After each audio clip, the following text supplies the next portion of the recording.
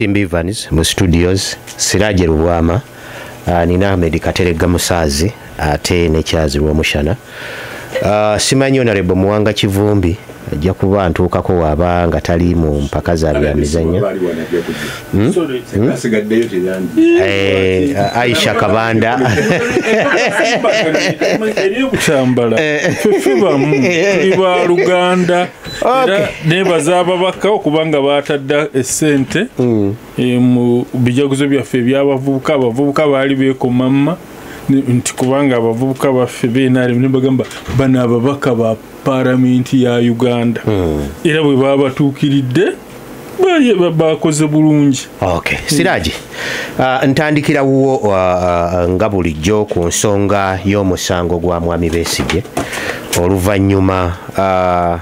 lwa okuzibwayo nga kooti ey'amagye terina nsonga gyewadde nebazaayo ng'ennaku z'omwezi 10 ogwokubiri nga 10 olunaku olwokubiri omwezi guno ebimu nga bw'obyanjudde omukyala omu abadde alina okukulembera bapulida ba Mwami Besigye olukusa yabadde tannalufuna baavaayo ne bagenda ewa Ssaabalamuzi oluvannyuma lwa kooti eyo. Ssaabalamuzi tebaamusisinkana era nga nabo beekubira enduulu omusango guno obutabeera mu kooti y'amagye. Bino byonna bitambula, tulina ekigenda mu maaso kyoyogeddeko nti nno omusango baawaabye ateera okwawukanako okugwa Kabaziguruka. Kiki ekiyinza okusuubirwa ku lunaku olwokubiri Besigye lwakomezebwawo mu kooti oluvannyuma lwa bino byonna? Wagoberedde Martha certificate yagifunye, olukusa yalufunye, kino ng'ate bwe bamaze okuwaaba mu kooti era obutafaanaganako naye nga beesigamizibwa ku kyabakazi kya Kabaziguruka. Wanaabaawo ekinaatambula ku ludda lwa Mwami Besigye era abawagizi be ne bapulida be kye baluubirira ku lwokubiri kinaafunika. Ekigenda okutambula mu kooti zigenda kuba nkayana wakati w'abalooya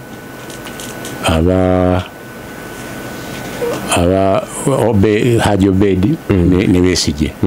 kuba zatandikirawo ku ntandikwa nti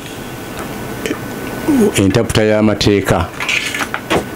ey'abalooya bano si yemu n'ey'abalooya abajaasi. Bwe tuba tuyingira ffe baasooka ne batubriefinga nti mwe bangamba gwe sini yabuulira banno ebintu byakyuse temukkirizibwa kukozesa masimu gammwe naye mujja kuyingira nago tokubisa essimu ekifaananyi nembagamba simu ne kamera naga nti instruction ze tukoze eki ekyokubiri mujja kuyingira babiri buli media organization ekyokusatu temubaako ekifaananyi kyemukuba nga tetunaba kubalagira netubagane Besigye ne wajjira wano ku mpingu awo mujja tusiba busibi naga nti kati ffe tukoze eki tulagidde era twabigondera byonna naye Besigye bwe yajja waliwo defiance amawere batwala ebifaananyi byonna bye baagala ne Winnie bwe yajja n'abalala waliwo ambassador yajja kaakati ne tuyingira munda during process wamawere omu yali akuba ekifaananyi ne bamufulumya ebweru tetuddamu mulaba saabuuza oba yakola ki oba yakomawo kitegeeza nti amateeka gaabwe ganjawulo ku gali kati ku bano bajja ne bayingira bakkirizaako abantu batono nga bana Kalibala Eloni Lodmeya naye bamusibira ebweru Kalibala n'ateekinga n'ayimira n'asaba bakkirize bannaabwe babalemesiza okuyingira ne gajeti zaabwe ne gajeti ennene nga kamera nga bagamba nti kamera kwe kuli authority zaabwe tebasobola kwetikka bibira bya bitabo bajje kooti ngeri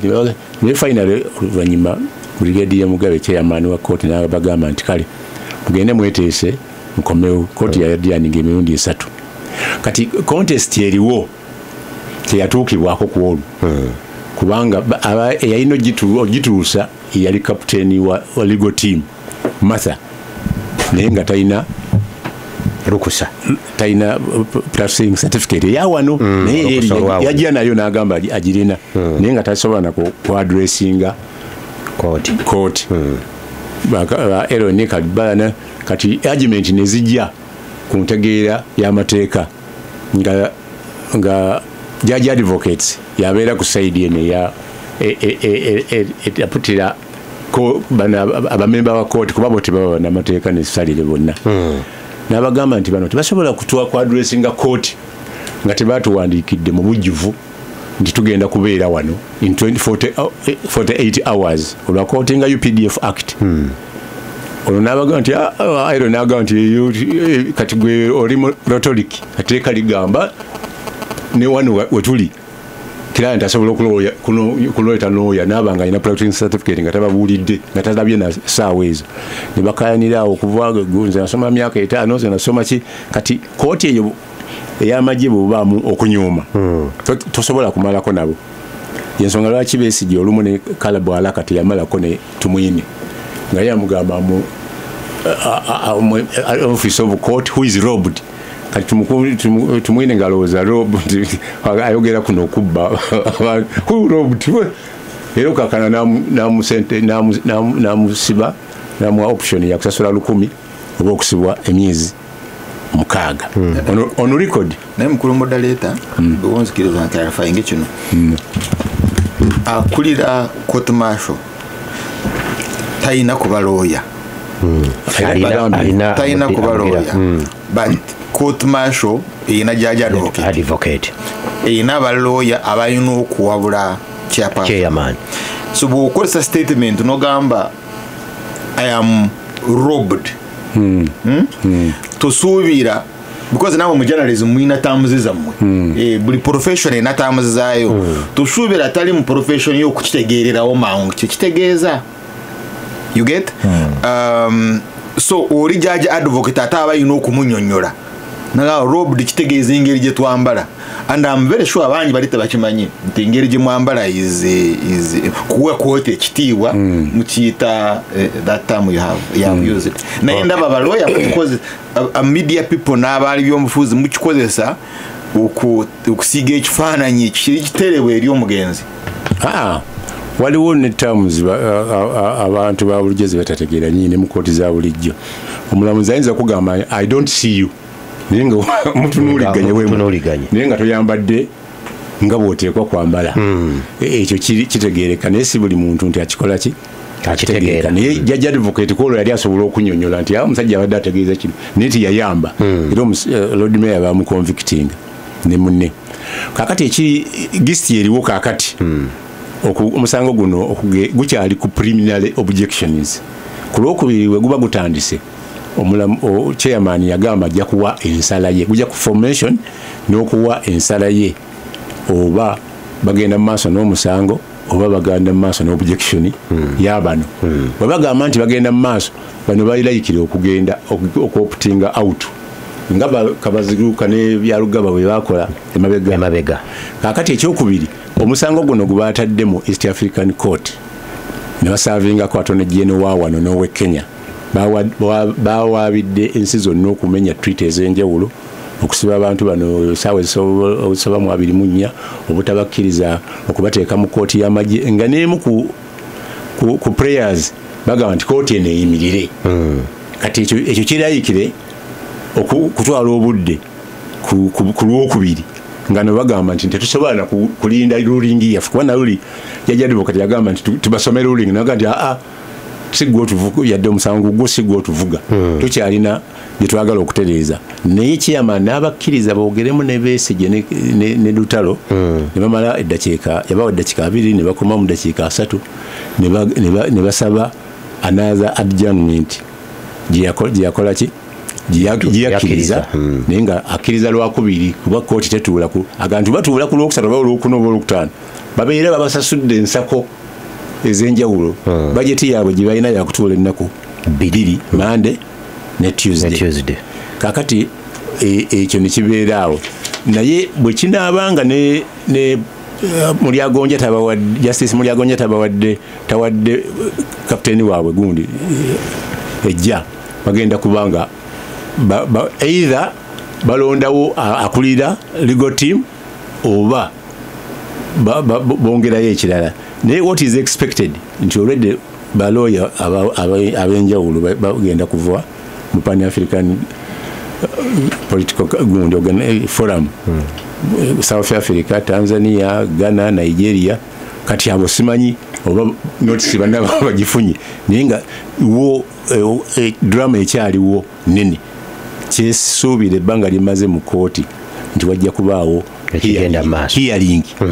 okujjako ruling ejja kubaawo eyinza okubaawo objection ya ruling naye esobola okubaawo olw'omusango guno omupya gwe baakoze eki gwe baataddeyo simanyi oba gundi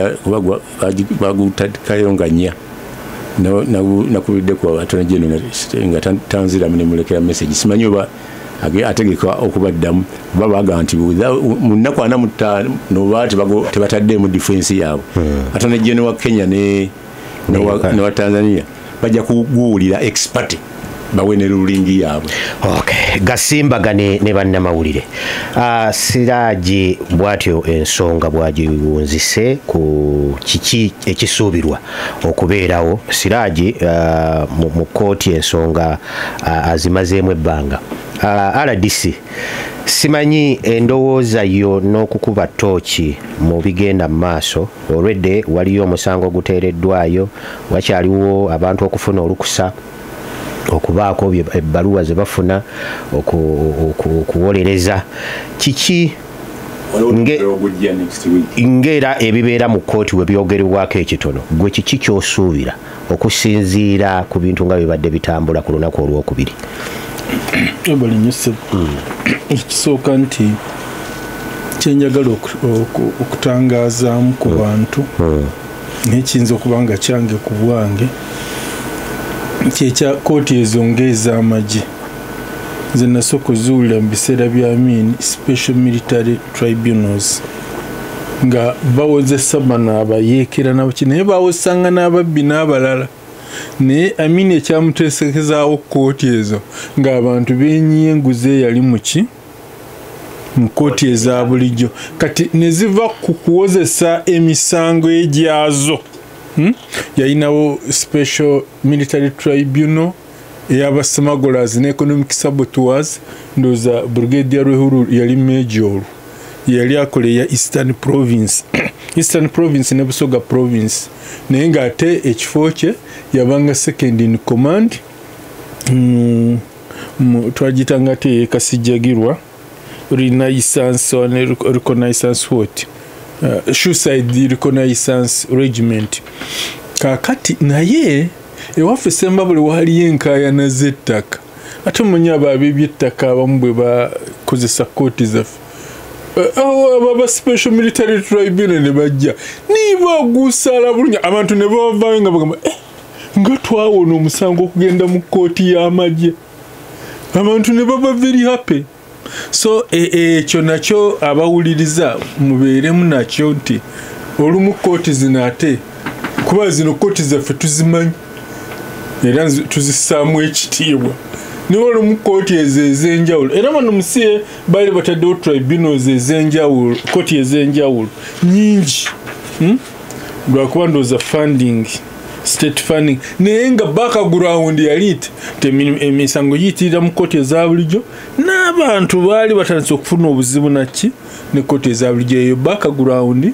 gyenjagadde okusooka okuleeta then ekiddako nti kintu kino nsinga then eri kooti eya East Africa okay lulinga tukyalina East Africa Court of Appeal tugijjukira ku musango ndowooza ngamba eri ey'egyenkaaga ng'emisango bwe gyavanga mu High Court nga tetulina wano Court of Appeal nga tulina ya East Africa ndowooza abalamuzi manya ab'amasaza nga 3 abaali bawandowooza okusibwa n'engeri constitution ya 6 gye yali ezzeewo kooti enaga nti amateeka g'ensi yonna ekikati ekibeera kikootingibwa ennyo kasita revolution eyitamu eyo eba eriwo muki n'opuloti bwe bamugoba ku bwami kamanda era kooti n'ajulira mu kooti eyo kooti eyo negamba president w'eggwanga yalina obuyinza Benson kwe yali amuwolereza yalina obuyinza okugoba ku bwami kamanda kati teyaddawo nga bwetyo naye badde erina byetuyamba juzi ku representation mu iyalo jukira bakulumbidde bwe bagendayo negamba ye Kampala ebifo bya iyala mu bigabana bubi ne baddamu ne batulambika engabana kati gye tulimu era ndowooza tewakyali kwemulugunya ki kuli awo. Naye guno omusango gwa Dr. Besigye nga tugenze mu biri birala eby'omunda kuba gukyagenda mu maaso, nze nkusinga gulanga gwa byabufuzi okusinga eby'amateeka. Era tulina we twali ne mukulu lw'omushana ono naye tuba tuvuddewo omu oba kati yamaliza obwaloya bakyabusoma omu ku baali abaka ba paalamenti nanga nti teyandyagadde mukyala Byanyima abeere Makindi ku olwo nti kubanga ye bo bwe bafuba okulaba nti teri kyali kibaddeyo ku birangibwa Kano Besigye byonna bye bamulanga nti ate ye omukyala abayiwayo agenda n'agamba yali luwadi yali trapped ate nti biri ku likodi nti kiba kitegeeza nti n'amala n'agamba ayagala kulaba President Museveni naye amulemye namuli n'agamba nduusa ate byabyogera na wano ku lutino nti afuba nnyo okulaba nga saidi zombi zoogera naye ba extremist bannalukala ku saidi zombi omuli nebba buli lw'oyagala ebyokwogera nga bagira ki nga babivaako nga bagaana nga babiwakanya tebabya kati ngaga nti ekirala ekirungi simwogedde lijja tanya kunyiiga simanyi oba omwami n'omushana yali agenze kubanga yalitulekawo oba yali akyaliwo olala n'ayongerako n'aga nti naye bino byonna omusajja namugamba ve Kavule alina amannya abiri ge yayogera ekavule naga nti bateeka okubanga be bamugira ki be bamutwala mu kintu kino so ekintu kino kulwanyikira nti kyabyabufuzi okusinga ekyamateeka era oba oli awo kubanga oluli lw'omushana era yakyogera nti kisinga omuntu ava wano n'agenda nga ba Museveni bwe babeeranga e Tanzania akonsipayaringa okulumba Uganda bategesa amagye gaabwe Bukoba oba Bukoba yasinganga okuba besi yaabwe musajja n'afubutuka wano eri reconnaissance gye ndabagambye Masaka n'agenda abayolayo n'abakuba wano nga mumugamba nti lwaki teyabatwalidde Nyerere ayite mu process waliwo ebyo kubanga bano si bamenyi b'amateeka aba bulijjo mu musango nga bwe guli sinaga nti mbasingisa musango naye bano bateebereza okuba nga baali bagenda kulumba ggwanga lyabwe bavunike gavumenti bamenye ssemateeka kati obawo obudde obwa process eri nomo kyali tekisobola kukola ki kyali tekisobola kukola naye baabo abakesi baabo ebyokwenda olwo bakola omulimu ogwabwe mu Luganda bakuyita kunamya nojjayo Kateregga nga basiraaje babadde ne zikamera ne bamukuba ebifaananyi ng'ali ne muk'omusajja naye Kateregga ayinza okuba ne bannamateeka abalungi ennyo ne bagenda mu kooti ne kizuulwa nga Kateregga muk'omusajja gwe bamugamba gwe yabadde naye ng'omusajja teyamwanjula mu mateeka oba teyamuwa oba tebalina mpeta newankubadde ku kyalo ne mu kitundu bamanyi nti mukazi we lino etteeka eryaligamba Kawondo Kakubiriisa emyaka 10 terinayita bamanyi mukazi we Kateregga ajja gwejerera kubanga omukazi gwe bamukutte naye mu nnyumba ku buliri bwa musajja munne si muwoowe tali mu mateeka kakati yo wa intelligence aba akoze okulaga obwenzi bwa Kateregga ogenda kubaka banne naye nga yo kooti egamba nti olw'okuba Kateregga omukazi gwe yayendako baali tebamuwowa obwo si buki kati bo bali bogwabwe nze ku lwange kyendaba kino ekya East Africa ate nakyo nina byenkyagalamu ebitonotono kubanga East Africa community ekyaganya okuganja mu bantu edda nali ntera nnyo okujuliza mukwano gwange naye kati bwe mujulize ennaku zina neegaana olumu twateranga okufaananya ebirowoozo nzijukira nze naye twawandiikako nti yala yandibadde erondebwa butereevu nga bw'olaba European Parliament abantu ne bagigira ki ne bagimanya for example bano ababaka 9 mu Uganda ababaka 8 ne babanga peya omwami n'omukyala balondebwa mu ziri traditional regions zaffe omunaabo oba w'abakyalo oba w'abalema oba w'abavubuka manya omuliro ogubeera mu bibuga n'ebyalo wonna mu Uganda ne East Africa nti kati kulonda babaka baaki abantu bajja kwongera ku appreciatinga ki East African Community, East Africa Federation. Kakati ekyo kikyaganya okutuukibwako. Kati bino emisango nga gino bwe gigendako eyo abantu bajja kwongera okumanya waliyo East Africa, waliyo kkooti ya East Africa mu regional integration kijja kwongera otuyamba ate era kyongera otuyamba regional integration enyweredda tuzeewo East Africa Court eri gye nabadde ŋŋamba nti bwe twavanga mu kkooti zaffe zino nga lyeddaala erigira ki nga lyeddaala eriddako so ekintu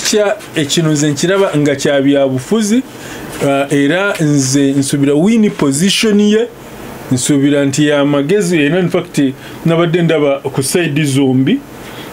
nga bamukulugulu kwago bafunvubira teri koti nga Siraje bwagambye si yeyina okubawozesa ekyabatutte ewa era omusango guli ogwajulirwa guluddewo okutuukibwako kati nageza okulula n'omwogezi wa gavumenti omukulu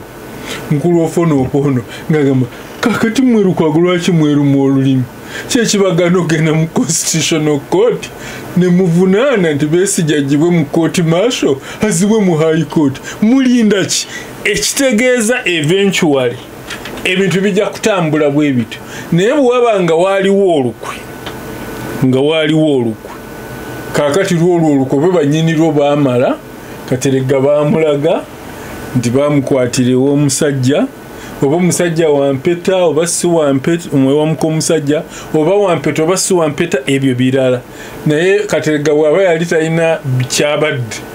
olukwera olwagwa butaka Mukaabandi yasimattuka yawona okusigulwa aboko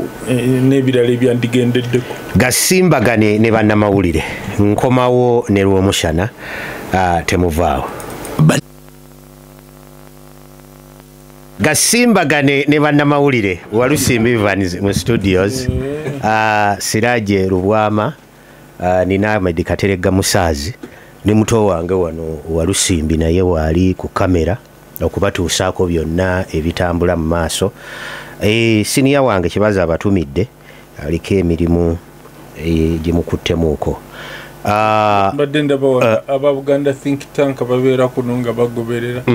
nga babuuza nti kibazo yabulirawo kuzi bulungi okubawa ansa kibazo wiiki ejja tujja kuba naye mulimu emirimu gye tutambuza ffenna nga bwe tutambuza programu egirina oga nti kakati ate kati gwe kugenda wano ate ffe tutambule bwe tuti Kyazi Lwomushana nga bw'ogenda ku mpewo waliwo omukyala akunyumirwa ennyo bamuyita Amelia akulindiridde si Amelia kyambadde aŋŋamba limu ya Amelia amalala tagambuulira naye aŋŋamba Lwomushana waali nti waali kale so kansuubire nti ebirala yabimaliriza dde ebyawaka akuwulirize Lwomushana obutabaako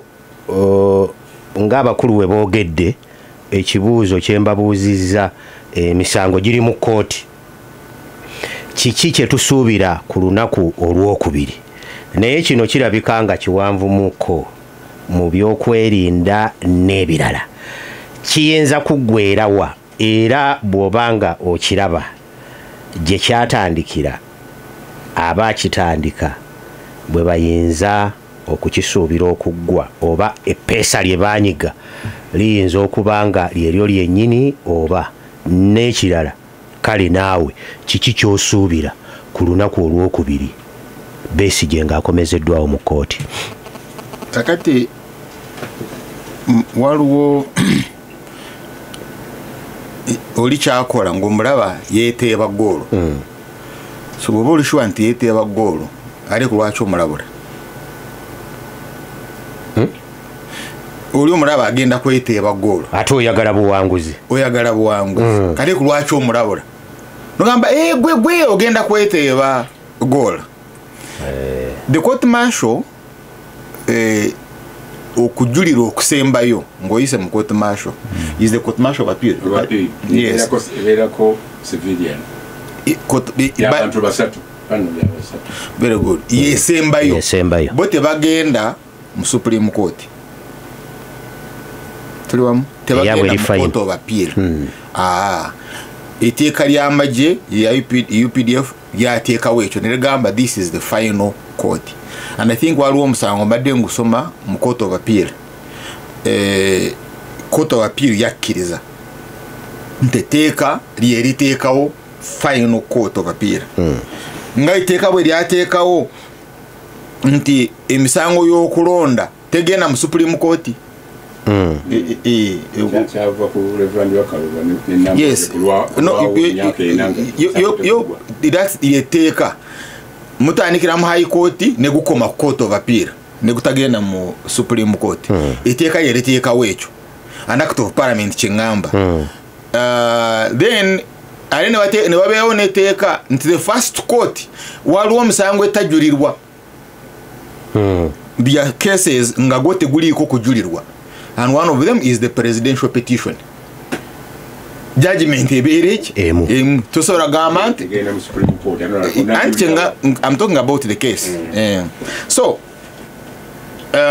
in other words justice system yaffe bwetyo bweri kakati bwoba omanyi nti constitutional but the constitutional court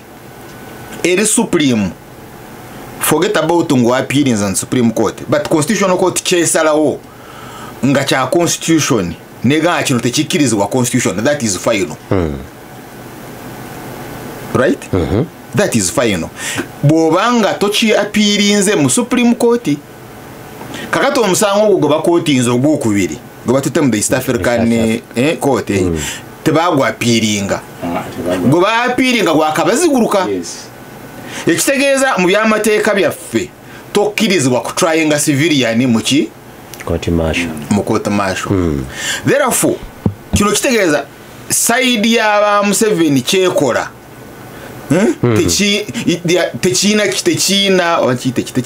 tekiina effect eno kadi ogina you get ogina bye bakola bawandiika ku mazzi bagenda kukola ebyabo otuuke wali bagende mu appeal yawo bagambe according to the constitution interpretation civilian talina kuba wano bagambe awo olina okuba wano baconvicting then you now take reference simanyi obontegeera bw'otekinga reference satanire bali bajja kunarufayinga bino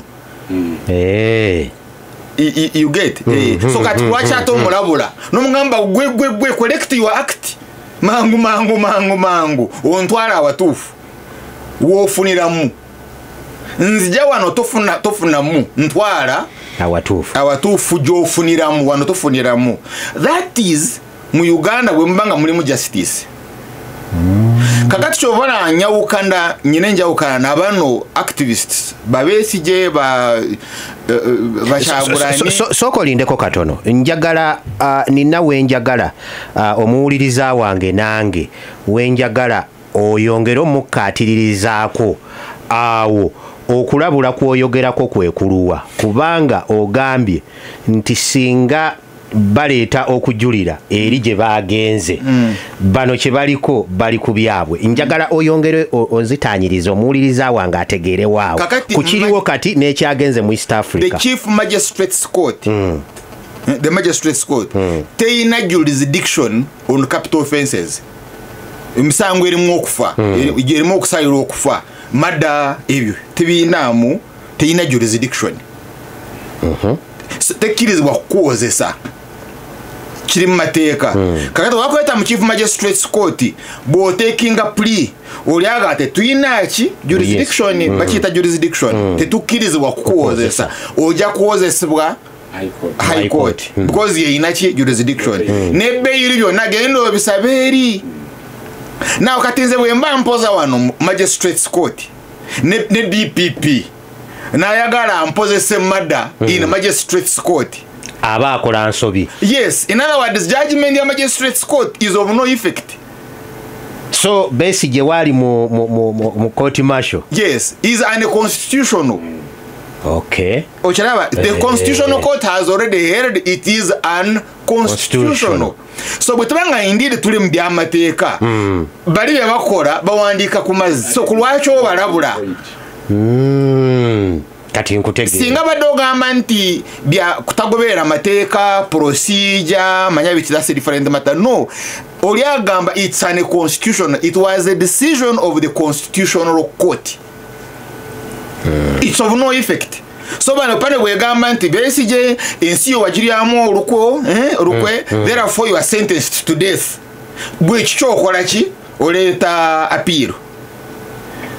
nkutegedde kati Nogamba no byonna bye bakola is unconstitutional. ebiri mu mateeka Ne bigenda mu Supreme Court finally the Supreme Court to rule whether to rule because it will be null and void, but that is nga tuli mu byamateeka wane Uganda in Uganda. Kakati bana aba arguinga tumutwala mu court of appeal to court martial mutwale eno, it's like as if ntu mu Uganda tuli mu byamateeka. Chola zentalo zendi nabo one omukono gumbaga mu Uganda temuli mufuga lyaki lyamateeka. At the same time bagamba kakati tufuge tolaba one tewana iteeka likigali kirigamba no mukulu Museveni walo byotajja kumubulira ku byamateeka, and that is my argument. Isi abana Uganda baagala kuwulira bye baagala okuwulira, tebaagala kuwulira bye balina okuwulira. nange nembuuza nti yakitandika n'akiggusa. Now the first thing kyendaba ensobi eriwo ate nga yabujega nnyo kukola activism mu court martial awo webakolera activism kintu kyabulabe nnyo because mpulira kirage nga akyogerako bayingira n'amasimu tewali kintu kiri deadly ng'essimu eyo. Ndowooza wadde owulira ekiri e Beirut engeri pages gye zaayabika. You get? Hezbollah is not a simple army. Naye olaba Hezbollah ne mulomaro wa Afghanistan abamawulire bajja na simu for an interview ate bamulekawo. Hezbollah is not a simple army. You get? Ejeri kwatagana ne Israeli ne bakanya ne basigning endagaano for a ceasefire is not a simple army. But olaba yakozesa page angeroza page is safe. Ne babikira mu ngalo ne bamalawo. Olya omusirikale abagamba it is in your interest, it is in the security, in your security interest mwe negwe mwagala ennyo Kizza Besigye kooti kutagijuza amasimu. Gwe olimbi tulina okujja n'amasimu gavuga no. How are you sure about Romshan atambule nammwe nti ndi nammwe? How are you sure? Bwe nzija n'essimu nenjereka munda. How are you sure? Then ne kooti lwaki ate bakkiriza? Ati nga bwe bujego obuliwo, I don't see why even the court allowed it. The army, Museveni's army, nukkiriza. Why? You right? Byagala okuwandiika ojjo bisome for security reasons. Then the third one is crowding. Nto oyagala kuleeta baloya 5, ayagala kuleeta baloya 10, but the room is small. Niwe twagadde tutya eno room tesobola kuaccommodating abantu 10. abayekera abakubawo bombings erugogo ne Makindi. Chief Justice nga tanaba Owindolo yalaba nga room was small and tudda wali mu compound. Yes. Then either do it outside, create another room. But if you are going to do it in the room, to wait a crowd of lawyers, it is in the interests of both. Why? Because we know high profile people, and one of them is that Dr.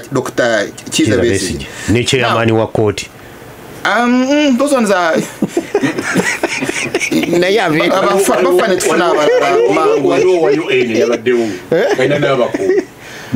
Okay.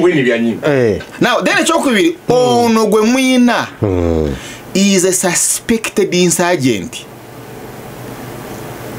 Kizza Besigye ali mu mpingo is a suspected guerrilla, is a suspected insurgent. I am assuming nti Museveni mutuufu. Katuteebereze nti Museveni muki? Mutuufu. bano babadde bapanga ku ababadde bakipanga bya tabimanyi wano ebera takoze eki atukoze kyara kiza besi jagamba yagenda mu lukiiko that is win byanyuma yagenda mu lukiiko walobi yagenda mu I'm also assuming nti byayogedde ku butime yes tuyina mu Air Force tuyina yoki ebera tubiyina ekizu ky'ekyoka kye tuyina is engeri yetu na Rwanda n'ennyonyi ennyonyi zo musajja zijja kututawanya mutuyambe ku nnyonyi let's assume nti bituufu right kat government emuyina naye noonya bali ono government emuyina bali abalala babadayogerako tebamanyi ebeetaaga. Why do you think abo beyetaaga tebagala onaveewo lwaki tebabakwatira tontegedde you see bano beyagenda okuteesa nawo mukyala wini byanyuma bayoganda he was ruward nekiza besi gye bayogerako nti waliwo betuyina mu Air Force ebirala tuyina ennimunda endala tuziina naye ekizibu kye tuyina engeri gye tuteeka wansi ennyonyi ezinatulumba. Let's assume right that is correct indeed bwekitibwe kiri ono naga akasoke tukwata ono tunoonye bali. Why do you want to assume nti bali bagenda okunoonya tebaagala ono afe instant baleme okubamanya olyoka okkirize buli omu yenna okubeeraawo n'okubeera n'amasimu nalabye ne layini nga abasirikale bakoze layini nga bano bayitawo ayita mu layini nga bwe bayimba kiki ekigaana omulabe alimu because abakuba zebula bava mu magye era nekikakasibwa yes nagakulira ddala yennyini yes abamuse bange naye ng'ono abadde mugenyi wa Museveni yali agenda kuwa Museveni ebyama abamukuba ne bava munda nakira abamukubye bange balabe bange naye babaddewa babadde munda. Why do you want to think nti wano tewali mulabe we ali munda awo naleetawo akavuyo nga mwena muli wansi. So in other words society yaffe kyolaba yaziika n'omulambo yakola emikolo ku mulambo gwa COVID abannange omulambo gwa COVID ejja kubatta ngamba tulina okugwoza ebyenda but it will kill you and all of them died. So therefore mkulu mbali kujja kya mkulu Siraji it is not in the interest of Besigye ne mukyala we ne mugenyi Kaluwa n'abalala ne baloya okukola activism awo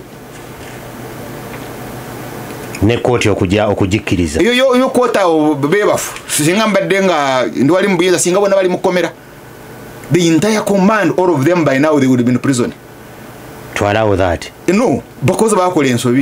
They shouldn't have allowed those civilians kuyimbirawa. When my high court oyimbirawo eno ku high court ya mukulu Owinyido. Can you go to the Supreme Court natandika okuyimba usharovaka mu court? Museveni will die. So kati awo ninga akuwulira ng'ogamba nti koti bayinza okubona nga yali ebategedde engeri yayo kati awo olingaga nti Kateregga kye yagambye nti ebintu bino abirabamu bya bufuzi tabirabamu nnyo bintu bya kati nenzere because nze njagala kugwa ku side eri I want to understand side ekwata kyangu nnyo okufuna side ekwatibwa kustubadde nayo ekirungi eyogera nnyo ekwatibwa yogera nnyo omanya ate n'obulimba kibuuzo kyange nti yakatandika n'akafundikira atya mukulu Lukwago nali ne mukulu Lukwago ku program ku TV nagamba report zonna security ya Kenya yakoze ku bino yampaddeko kope ate kati Kenya bwe bekuwadde kope olina okukyogera kuyina ekiwandiiko kyo security ya Kenya yakikubiddeko n'ekikuwa olina okukyogera. You get so bogera so kulwaki mukulu Museveni teyakwata teyalinda Besigye akomewo amukwati because yali agenda I am assuming nti yali agenda kukomawo yali alina okukomawo South Africa bamuwoninga nga ali South Africa nti oda tujja kukuwata naye era naawe nga ati nze njagala kwetegereza mind ya mukulu Museveni nti eri Besigye byalimu yali agenda kukomawo indeed tewaliwo omusango gwona yali innocent yali agenze mu katabo ka Martha Karua so kulwaki then Museveni teyamulinda mukwatire wano why do you have to enter Kenya either with the Kenyan security or no risking abasirikale bo ne muyingira mu territory eringa basobola kubakwatirayo the way America did with Osama bin Laden you remember because it attacked Pakistan ne mutirayo ne egenda so tewali kyali kigana mukulu Museveni okuyingira eri Kenya nambera amasasi ate nabulawo nega he has been murdered there nibo yagala nabyogera n'okubyogera Kenya ne yomba because Pakistan yayomba is Osama bin Laden alive but kulwaki teyamulinda kakati okwante yamulinda is katawo njagala society mbade sa society tunulire ntwatifu bino bye bapanga biriyo kicheche bivaamu era ku lwokubiri tusuubire ki kicheche bivaamu let's assume tubale bapanga creeping ku ono nakigwamu nagamba ngaru yakamacharo yali apanga ne Salva Kiir ono tugira tumunyweza kiri tunakobagana nakyo we kijja tugira tumunyweza assume it was go wetegesa otya ngatona kubera mu excitement ya ebiri mukoti for you gwe nenyumba yo n'obwana bo wetegesa otya ngakavuyo kaze because ona badakalangirira tujja ngeri Museveni je yarangirira mu bobulu ngende ruwero assuming he was serious and needed the result capability chobalaba mba nsaba society etunulire the other side then the other larger issue ngatufundikira ku nsonga eyo justice and fair hearing because we mwogera ko is about justice and fair hearing kate ebyo bikola initially in criminal investigation, prosecution and management. Ntuwa oinasi wa CID awuliriza then abirete wa DPP whatever it is then mugena mu prosecution. This is an intelligence issue. Chovolaba mu trial eno system ya je twina mu constitution oyino kuwayo obujulizi yibwo n'obuwayo in advance eri ba lawyer tontegedde naye mu bintu bya intelligence okolerawo was assuming into when byanyuma was the informer. Sorry, maybe she's not an appropriate example. Assuming omuntu assuming ono butale mutale ono gwali naye de kwa choose Rutale is the informer. Then I just assigning affidavit akole statement baziretere ba lawyer bali then cross examining assuming Martha Karua yogoyogerako is the informer. You get that's why intelligence is different from investigations. So chovala intelligence wemala ebiwaba investigation ebimune babireka chovala ebaga abantu naye bobango obujulizi kulwaki tobuleta obo obujulizi naye nga tayina ngeri gyokola ki gyobuleta because you may find that your house girl, your own brother is the informer of the other side. So sometimes therefore obireta mu court martial courts bwezityo where now the civilians have no access to the file. In conclusion, yes, so in other words botwala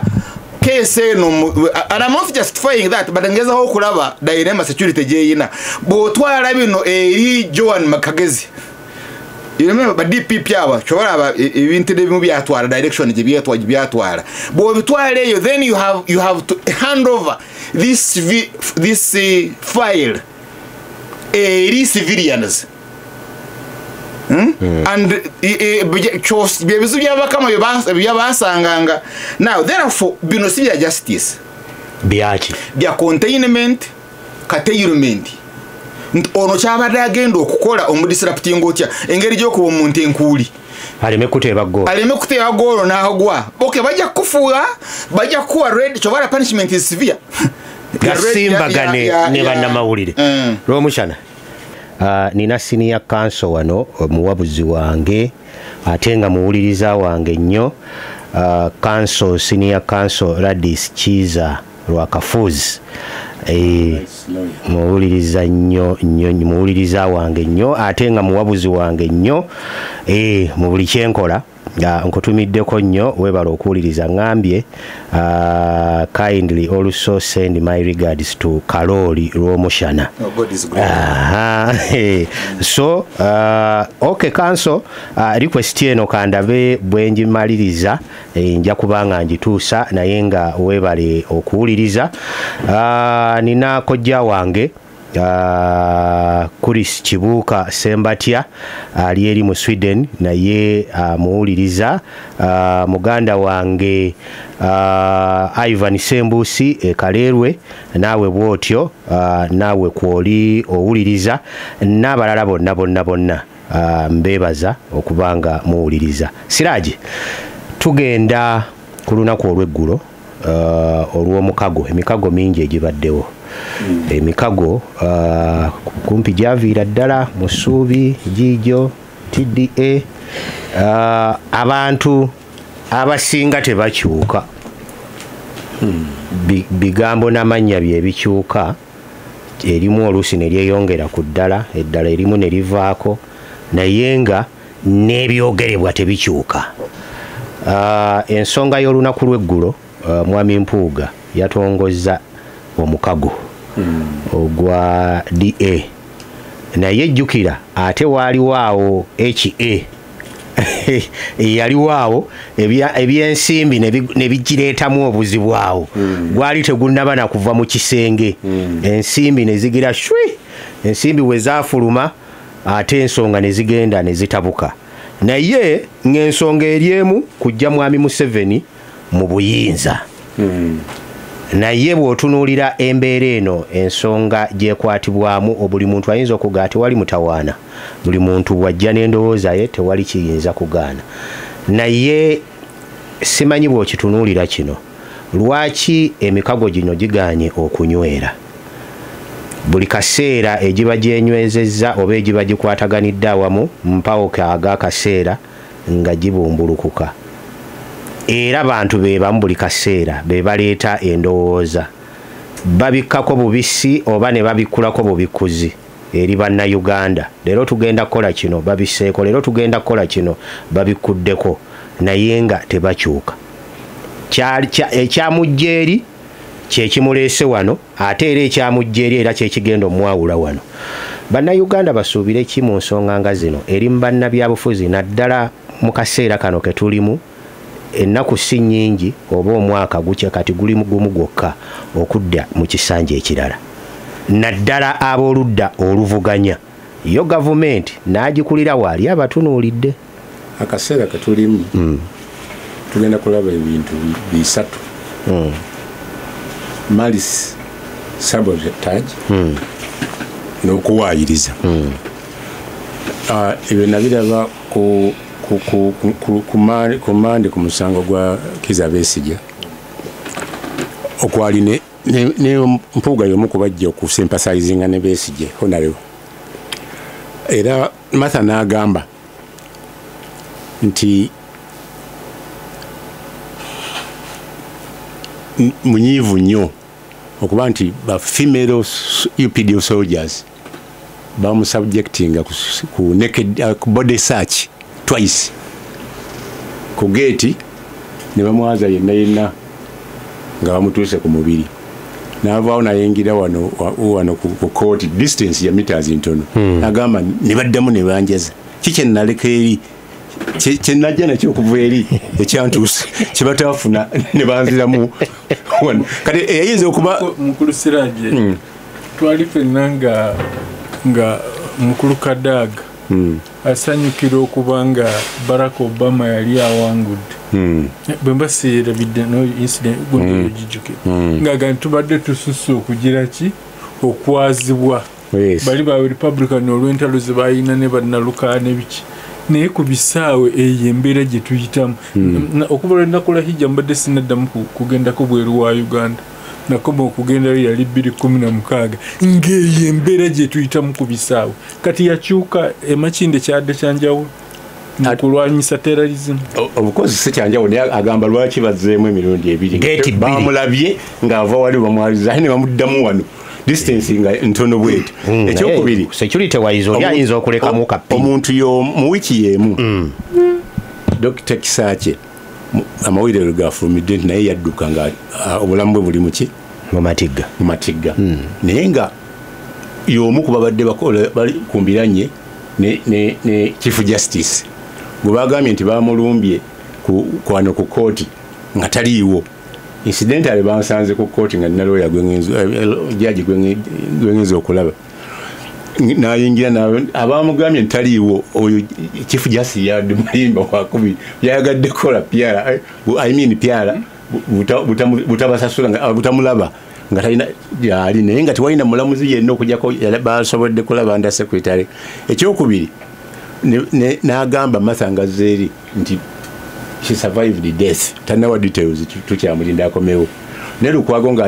ateesa ne bano ku barometer yakikoonako nti Besigye survived the death nga bamukutte eri kakati ebyo ebintu bigenda kuwulirwa mu nsonga zino bwe tudda ku kino ekisinde ekisinde ojjukira incident ya Amoni Bazira yali akola terrorism Rwenzori ne Nairobi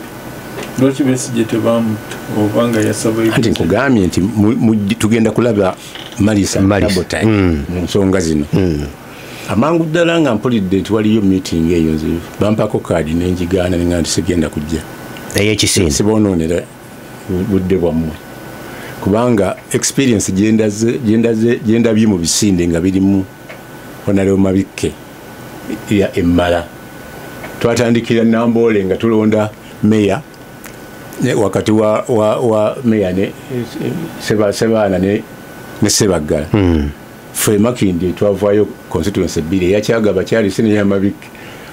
Professor lawyer senior lawyer Sempebwa na ruling anaga nti ngeri bano gibali nti isanayo seriously cause bombi mbaleke bakole ki balonde mu delegates conference newe yava ogenda okulyala ati bone MM sinaga nti mumwe nati mulonda ndaba mufunye president ate we Makindi isajja kubatabaganya iyo biberewo akantu ako kasparkinga okukutukawo kwaffe tugenda tukola netusoka tujjanga independent netukola SDP netubeerawo netuwangula obwa meya DP bwetawangula ennene aseya erugazi na wano Wambaraka Munyagwa netuwangula ne bakansalazi 17 naye ekisinde ekyo kyali kitambudde bulungi ekyasinga okukituusa kuguza ate SDP gitwajja ku Nabira kugiguza vice president Bukenya tugende Katoma tukola kindi bakanti nze byendabye mu Bukenya sibiri musibyeta ero party yakola ki yagenda ne Bukenya nagula mpewo niyo nagamba nti ate no yange ne bagenda bamuguza ate yani Bukenya na serving so ekisinde ekyo ne kifa ne bajja bakola ebisinde bingi naye wotunuulira lope wakati I mean commissioner Honorable Mpuuga gwe batunuulidde bonna Honorable Mpuuga ennaku zino abadde ebbanga lyonna okuvuba lubaafu n'obutategeera bagamba principle tiffe tubadde abatayagala nayakizeemu na wano abategeera kwogera ng'atusirisa ffe abo babadde bayimbi tubajjawo bujja netubakenenulamu abamu nabeebafu babakuzuukusa ojja ku launch n'oyogera n'okola endagaano ne Alien Skin with his record ekyali mu kooti ey'okukuba abantu abatali mulundi gumu ebiri naye n'agamba nti nze mbadde nze nabba miliyoni akasimu ka miliyoni 200 naye waliwo neyabba miliyoni 5 either omuntu owa bulijjo agamba nti birds of the same feather batambulira wamu oba oyagadde ono kumusirisa akole ki akuwagire kiri kivuyewo wiki eno nalabye omutuuze w'omu constituency ye nga awandiikira bafwaza ku church mu constituency yani constituency ya Lope ya commissioner wa mchimanya kabone wakimanya wamulabye muno wanyindo mukumati ya Judy Mbabali of course ikinange we nakirowoleza ife naswaki tutenye kuba Mbabali wakimanya kabonera yemali saboda yenkugamba okuwandiikira bali nti ontateekwa kusembula kubanga alina omukazi owokubiri n'abaana bali ng'alina n'empeta ng'omukazi si yakomplaininga oyinza n'okubeera n'abakazi abana pasita tabadde ng'alwana bujingo ng'alwana n'oli n'ono ng'era nze bwe musanga muga nti mu bakyala oli haji oli musiraamu kati watyanga omukyala eyawaayo okusaba kwe mu nkukutu yandibadde akomplaininze kuba ono ayogera ng'amuga nti yamugulira hadiweya yamukola ki abakazi bemulugunya tolabirira mu byobufuzi mubeeramu malice and sabotage ate bwe tagigenderera ebeera ku sayidi zonna basobola okukuba ekintu fe twalina laali nga tuvuganya ne Saara Kanyike ne Mabike oyo Saara nga yali mukwano gwange naye nga njagala okuyisawo Mabike nga ndaba omukazi agenda tuyitawo ne tufuna chansi nti fe tusinga okugenda okubalaala awasinga okuba abantu abangi ate ono talina kuddamu walala neŋŋamba nti tulina omukisa nti omubaka waffe Mabike bw'anaamalako ennaku 10 ng'okwenda kuwedde linabe ono yagenze ne bamusaba embuzi nakola bwati amusaddaake ekintu ekyo kyatabula abantu bangi mutyaba nga ganya na miiro nga ze wano nalina facts naye nga togyogerera wantu awo yagaana okulabirira abaana abalongo ne babasabira ku street n'alwana n'ekintu oli akuteeka ku defensive ku kintu ekyo kati ekyali ne skin okukyejjako sekijja kuba kyangu ekibuuzo kiri nti alien skin ekintu yakyogedde ku lulwe yabadde speech ye bigambo I think he was being cynical msango go bantekako kubakasi yagambye so in other words he's saying nempuga yamutekako naye ndalinga nze inabanga sabba kasimu nono ne bamugamba kubanga yabadde speech ye yagambye nze omusango ogwansibya gwali gwakubba kasimu nokitegedde gwe banteekako ne munnange gwali gwa mbuyabba mbu era bwe yayogedde okitegedde oba mbu oba nono mbu enjogera gyayogera tatumiddwa wabula yabadde speech ye ekigambo mbu mumawulire tetukikozesa kuba kiba kireeta okubuusabuusa yadaga babibasibako bwewogoberera omuyimba oyo ekyamusibya sikuba kasimu ekyamusibya kugenda mu ddwaliro kukuba kyeyabadde ategeeza yali agenze kubayo simu bwe baba bampayiriza nono bamuwayiriza kakati tosobola ganta abantu tebategeera bw'oba ng'olinayo alien skin ng'alina mind ye ekubye gwe koze ekukubye tosobola kugamba nti ba alien skin abajjuddeyo tebategeera so kati ekisinde kino kiggwerawa okusinziira ku bye watandikiddeko byonna bye wabeeramu n'ebyo zoolaba ekisooka waliwo chance nnene ekyokukiwandiisa ng'ekibiina the near future kuba waliwo etteeka kati erigaana abantu okukola transfer mu bibiina ng'ogyeko kuba abatandika ekisinde kiri ekya people power kirimu ku bitundu abatandisa ekisinde kino ekigassa ebibiina naye waliwo n'ekisinde ekibaddewo awo ekibaddemu bano bajema mubaddemu noono omwami Kabureta babadde bagiyita Whole Alliance efiiridde awo mbuyaga bagyatudde nti weeri kakati issue eri emu eno yemu ku alliance ezigenda okwongera President Museveni amaanyi okuyitawo okufuga kubanga Museveni bwe lwatunuulira alliance ne breakaway faction afandinga zombi secretary mwene musigala nga mukola ki nga mwekuba gasimbaganye era okirabyeko mabega nti bagamba nti abo bafunye obukadde simanyi bumekane banjayo bumekane ninaga nti afe twabufunye fe twakolanga pepa ezaleetanga sente mu lopu mu nuupu kati era zino zezimu ku ze tukola ki kati Museveni bw'omulyako akasente obanga omuntu ali afunye olubuto tosobola kulukweka maternity bagenda okulaba wanda oli abakatunkuma Museveni ye omuwadde chance kuba Museveni kati ayagala solidi ekigambo kye yayogera nti 2026 opposition tejja kubaawo opposition eyagala kuba solidi okubaako kyetakula naye kati yo mu kifo ky'okukuba Museveni yekuba yokka gasimbagane ne bannamawulire Ahmed Kateregga Musaazi ensonga eno erekawa ababavuganya ababawabula era mmwe kiki kye musuubira nga abali mu gavumenti bwe balinyise bwe baliri ddala bino ebyomukago wano mu Uganda bibaddewo ebbanga ddene era ndoza article wange gye nasemba okuwandikako kyenkyasembeyo okuwandikako mu New Vision yali kukutta mukago nga nze njogera ku mmwanyi nga wano mu Buganda n'ebitundu byonna ebitwetoolodde Kababeeno Mbaro Omushana Rujumbura nga omuntu atali wa Luganda lwo okufuuka muganda wo mutta mukago mujjeyo muwulaguli ogw'emmwanyi ne mwesala emisale kati nze nsiiga ku musaayi ogwange nempa lw'omushana n'agulya n'asiiga ogwe n'engulya sebo nga baga nti olya muganda woono bwe babazaala owakitaawo n'ennyoko oluku naye tolya kwoli munywanyi wa mukago kubanga bwe gufuuka ekikagokago mwembi gubasera bwe najja kusomesa matangaawo wali omusajja kakulu ali naye yafa Lwabenge sinawe New Sub County kukyamirawo okulukaya Lwabenge gombolola navuga akagaali nengendayo nemunoonya aba ali awo nga taata yaŋŋamba mwasala omukago anyinido basala omukago ne basalira embuzi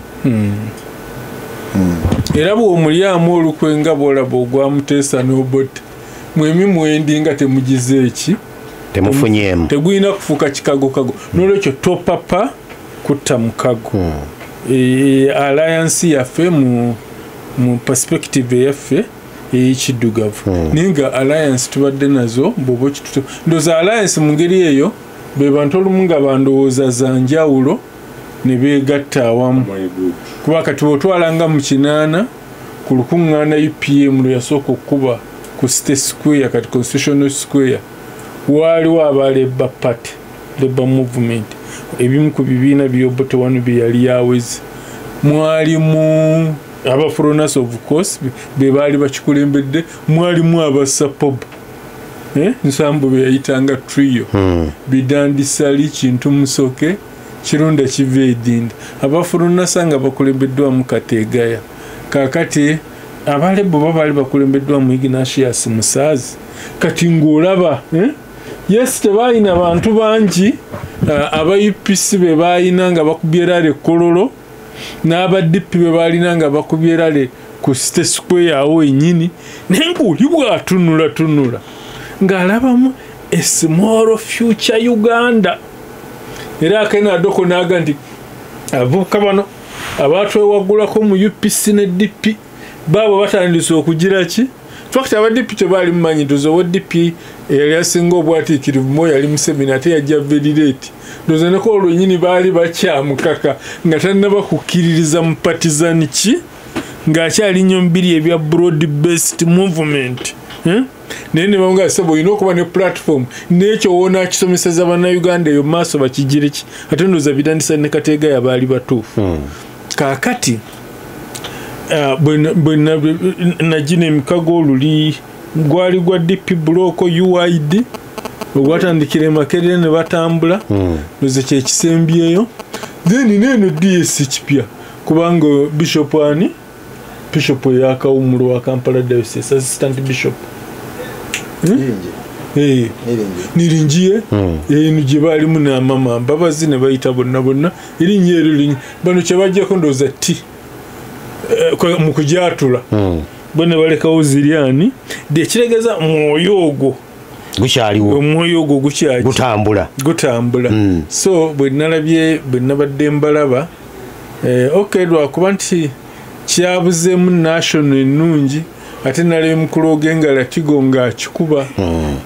kati nenzijukira kubanga Ogenga Latigo ye bwe yali leader of opposition yatubulidde nti yembi yakola ebijjo mujjukirwako mwalimu n'okuziika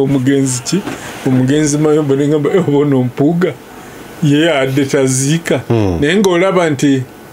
datega yinza okuba nga yadde nnugu nti mu balopa ababaddewo bukyatuddeyo mu bibiina byobufuzi maybe ono yalabika okusooloobolako nti agira ki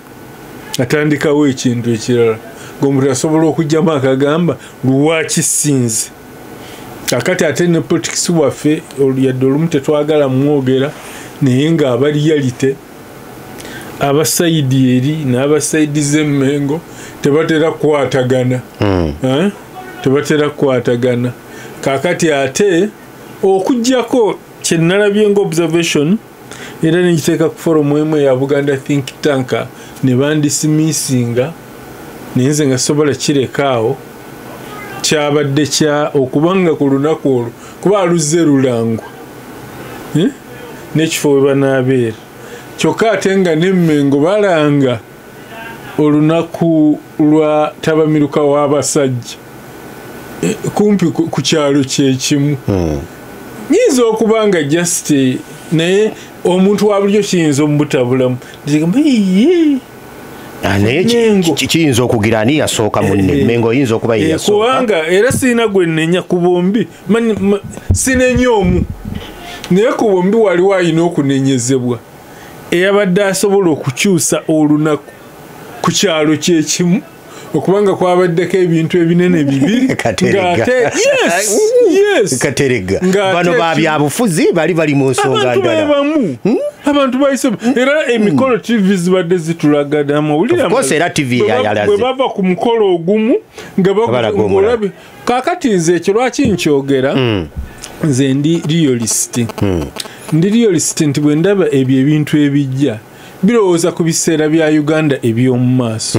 kubanga nga wenna kugambye nti Mwami Museveni yayina endowooza yeeyo yagiguza n'ab'emmoshi nga bagenda naga mu kyo ky'okubeera n'ebibiina ebiri briefcase ebibiina ebirwanya ebyaddala bibiri fe abafuronasa n'abakikoosi maalum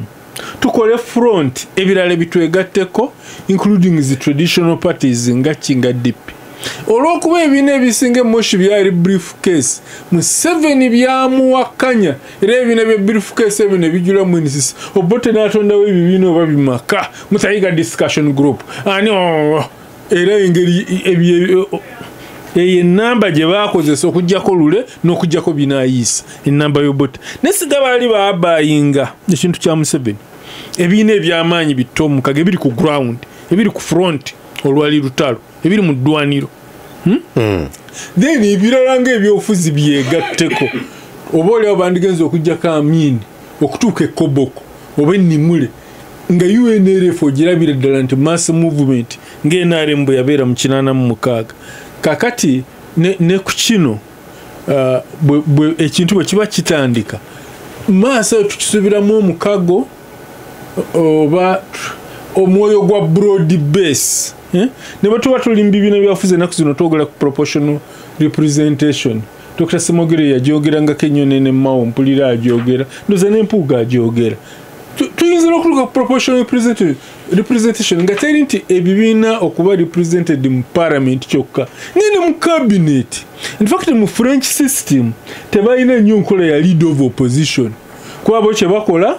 president bw'ava katugeze nga mu NRM prime minister ava mu kibiina ekirala ekiddiridde okufuna obuki buli kaseera obalanga balina gavumenti yaabwe ya national unity ekikali kyoyo so wini byanyima mu CA yakyogerako naye bwe yakyogerako gwe yali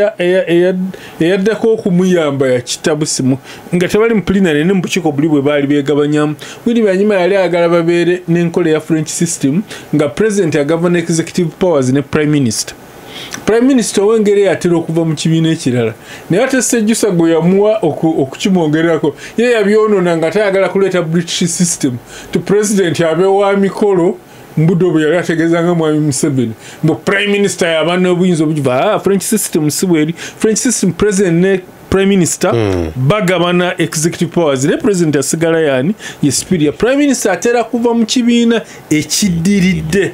nga muvudde mu bululu. So Mengo yandibadde ereka olukiiko luno ne lutambula bulungi. Kati mu mbeere saagala ku ne bakulu abolumu tebalaba mukamu naye ndi munnamawulire olumu ati ogambye ebintu obitunuulira n'obiraba. Naye kwegamba waliwo okulowooza nti mu bifo ebikulu mu ggwanga pulezidenti, vice pulezidenti, speaker, chief justice, deputy speaker, deputy chief justice ne prime minister Buganda teyinamu eri. Kakati nga basuubira nti mu Uganda ey'omu maaso tumanye ekya pulezidenti kikyali bwe kityo, nze ndi realist era tekinnatuuka kukyuka, naye ne Buganda mu bino ebirala naye ebenge eyinamu egirira ki. Kakati abantu b'omu Buganda tebandyefunyeemu nnugu ya buntu kubanga ndaba abantu be bamentioninga nakagundi naye omukisa gubaddengawo abantu bano okwenoonya basobole okwetegeera naye nga tebakwatagana. Ng'olowooza lwaki? Singa endowooza eyo baba bagirina. Saagala nnyo bateeka amagi yadde nze ndiwe NRM nga nyandagadde NRM eswipinga wonna mu Buganda kumpi nga bwe kyali mu kalulu ka 96 kumpi okutuusa ndowooza mu kalulu aka 2021 naye ndowooza nti Uganda yakintabula era twagenda mu bibiina tusobola okubaamu n'abantu abalala naye abantu be balabirako mu Buganda bandibadde bakola walk the talk ne bataleetera Kateregga kulowooza nti abaddi bwe bategese omukolo Namirembe Bakuli ti ate ku muliraane Mengo wabaddewo omukolo omulala nga gulabika ng'oguvuganya gbo. Simple mind ejja kulowooza nti waliwo omukulu w'Emmengo ayagala oba vice president oba prime minister ng'alaba maaso mpuga ayinza obbumutwalako bwe awo baba tebeekubye nga bukyali. Ebyo birowoozo byanki ebyo birowoozo by'abantu. Naye kyenjagala okusembyayo ate Siraje era naye akyogeddeko okuba nti mu bino byonna tewali bali perfect era gundi gye nalabyemu ku muganda wange mukulu Mpuuga yajja n'akoppa nnyo mulwanya muli mu kwogera nga mwalwanya muli Katikkiro eyawummula nga mulungi nnyo mu Lungereza era mulungi nnyo mu Luganda naye nga mulwanya muli avaawo talina gwalumbi nga avaawo talina gwalumbi. N'Empuuga njagala akoppa ekintu ekyo abenga okwogera nga talina gwalumbi kubanga saagala abeere nga Amini agenda either eggulu oba ekitigumu n'abaga nti Obote takyali issue, tetumwogerako mu cabinet, tetumwogerako ne mu defense council ne munne Tito Okello alabika ali kitigumu kuba Okello yali ava kitigumu. Kakati n'agamba nti Obote ayinza okusigala nga pulezidenti wo mu makaago ng'olina ekifaananyi kye mu ddiiro agamba abakyoli Amini n'alayira naye nga nkyali mulamu. Obote taliddeyo kubeera pulezidenti wa Uganda n'ekyomukisa omubi nga Amini akyali mulamu. Obote yaddamu n'abeera ki? Sipiiki yonna gye yatandikamu ng'aga nti Obote takyali ishu yagimala ayogera ku wani? Ku Obote. So ekyo awo beetaaga ate naawo nawo beetereezeewo naye obudde ne bwe bakutte ku bino eby'ebibiina bo bennyini abo balinamu ebibiina bingi ng'ebimu biwandiise. Ekimu kyekyo ekyaba Siraje SDP kyagamba ekya Mukulu Mabikkere ne Siraje ne Balubowa n'abalala ndowooza ne Mukaako kyekya Musimbawo Juzi Nateete mulimu ekya Bwanika PDP tebali shotereze luli nabuuza nti naye abasajja bano nga bali mu people power ne baleka ebibiina byabwe ebyali ebigundiivu ate ne bayisa mu kamooli nuupu gye baakansa ku ba UPC ebyo byabwe sijja kubigenda. So olw'okuba twakkiriza okubeera mu demokulasi w'ebibiina by'obufuzi ebingi tulina okwenkaraginga ebibiina bijje bingi maaso eyo tujja kufunamu omuzinzi naye bwe twatugenda mu bibiina by'obufuzi ebingi waaliwo enteeseganya sonyiba omukulu w'omushana naye olwo lwaki olina kibiina eyali Ssaabalungamya w'ebyobufuzi Dr. Kiyonga ziyamalamu emyezi 6 oba mwaka ku fairway n'ebibiina by'obufuzi nga bakkaanya bwe balitambula nga waliwo ebibiina abagattanga nga Uganda yonna nga tebalina kulaga bibiina nga buli kibiina kirina okuba national. Ebyo tuba tukalaatira bino ebibiina byaffe, naye twagazise ebibiina bingi okubeerawo, tubyagazise okuba nga bitta emikago. For example, UPC ne DP okukolagana ne NRM tuleme kiraba ng'ekivve, oba bandi video nga minisita wa ICT. Okay, bali omusite yali wa FDC naye mubiri ne mwoyo yalinga n'ababeezi ba babiri ate bo bali be FDC ddala. Tulaba bye batambuzwa mu ICT. Ekyo tukyenkali bampuga tuleme boogerera oba ba Bobi Wine oba bani Bannayuganda babe n'omukisa ogutunuulira mu mpuuga ne Bobi Wine ne Museveni n'omulala ani asinga gasimbagane ne bannamano Sembuusa agamba I may agree with the Honorable Charles and fellow Ugandans that it is prohibited to summon civilians in court martial, but you have forgotten this. Anyone aligned to be with firearms is supposed to be tried in that court because firearms are belongings of army. Nayongerako n'agamba, and the reason why Honorable Mpuuga suggested to form an alliance is because he witnessed all his party dialogues did not have any element of dialogue. Oyo ye alina n'akalala kayongeddeko. That's why the army as the institution failed to implement High Court, Supreme Court or Court of Appeal judgment. I was tegedde ndoza akongeredde kali akasoose. Mpasa waliwo ne bambala zaabwe munnamawulire yaliwa Vision Group naye kati musesali eyo mbyennyanja sikyamulaba bambala zaabwe agambye sebo kebera ku bibiina ebipya isi bye yalangirira Democratic Alliance mweri kakati semwekamini Charles akadde kako now njagala otunulire minds bbiri. Mind ya mukulu Museveni naawe abaagala okumugjawo ate si kumugjawo kyokka kumusaanyaawo. Sigala nti bazimba kumugjawo agenda awummule, wabula kumugirawo ddala kumusaanyaawo. Kyokola example ze bawa is Libya. Tujja kukola kye bakola Libya. Kati njagala therefore tunuulire mind zaabwe. Mukulu Museveni yakawaayo speeches zaateeka ku ma radio gonna n'ama TV. Esooka yagamba abayeekera abayine mu mundu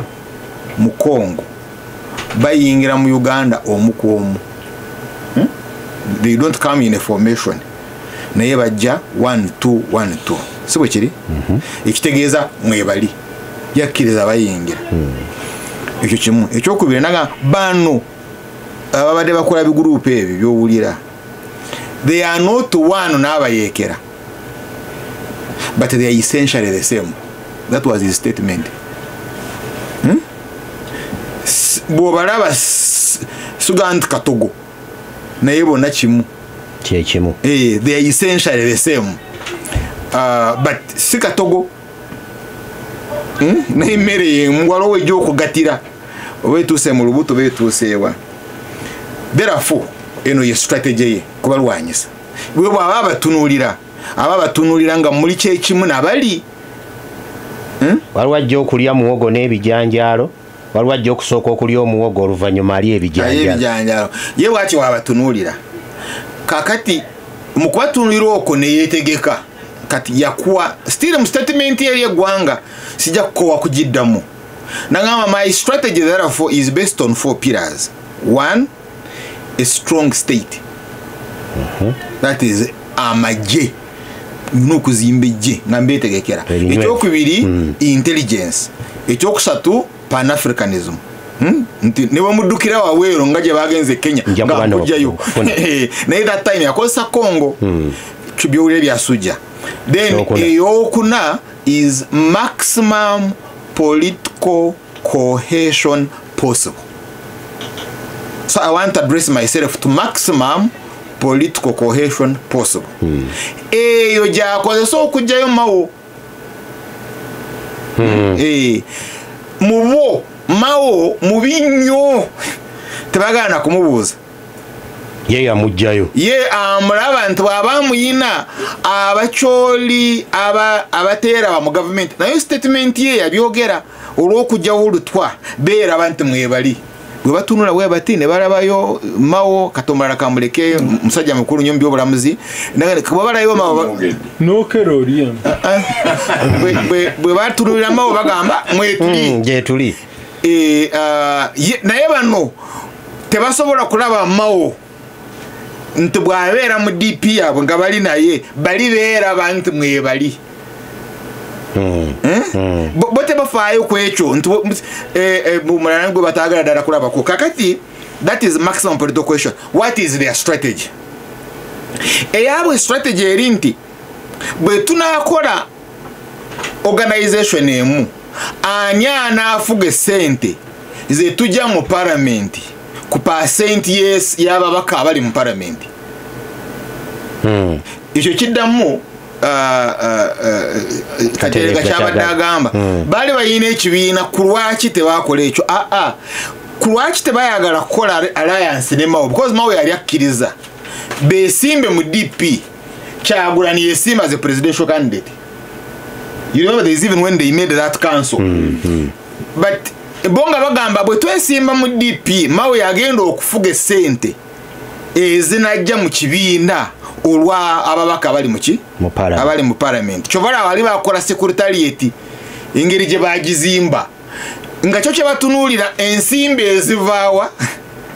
mu electoral commission tebatunulira maximum political cohesion possible. Now kakati obatunulira banoonya via ku kwesimbawo.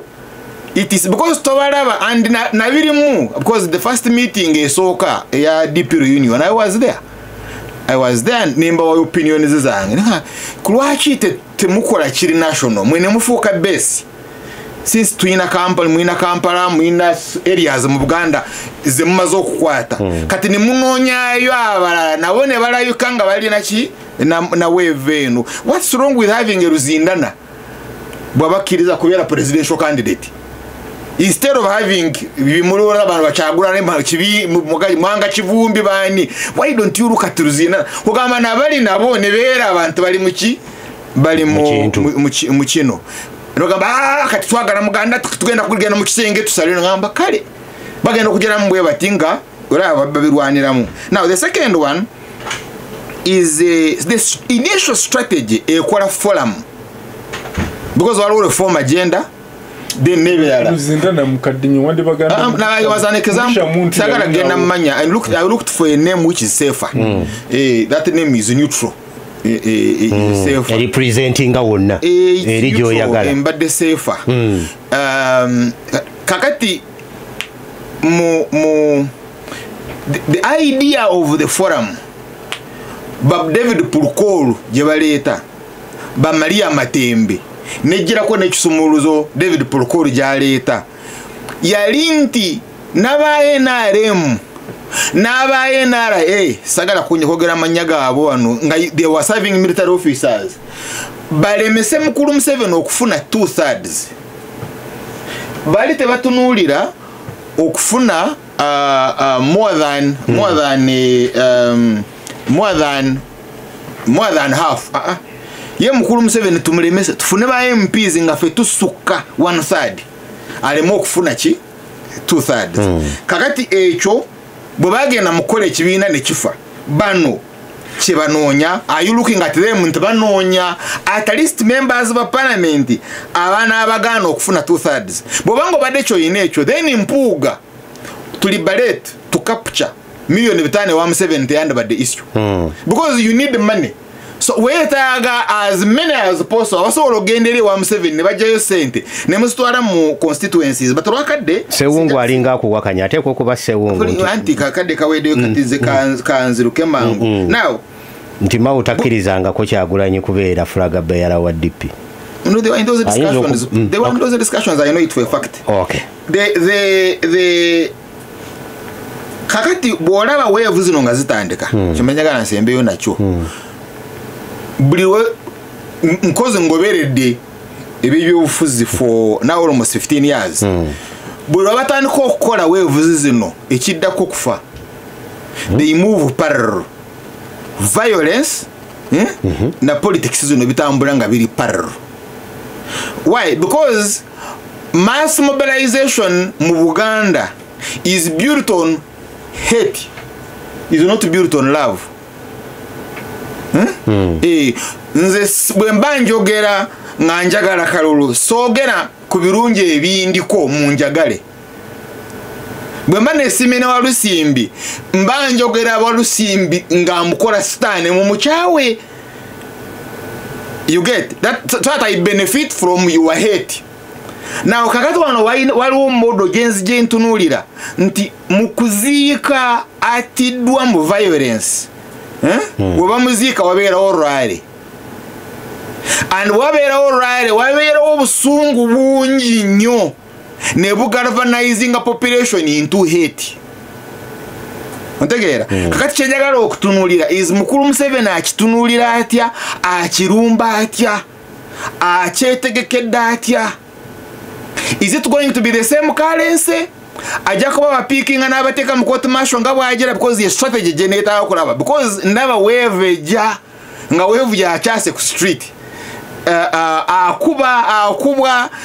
those colors ebisi byange but ndaba woki because weevu zitambulira wamu bwatana okuorganizinga bino ogenda kuwulira nga the next day kijambia katayimbwa ibiki ndoza baddo wano omukazi bakazi babasene abasuula wano ebintu bwe bityo. So if the state is not strong sufficiently or Kiboko squad nga bwe yatambulanga Katonda wamanyi Katonda wakisa musibe bulungi.